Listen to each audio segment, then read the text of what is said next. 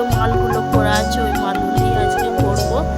আর এরপর খাওয়া দাওয়া করে কাজে বসবো। চলো তোমাদের সাথে আবার দেখা হচ্ছে।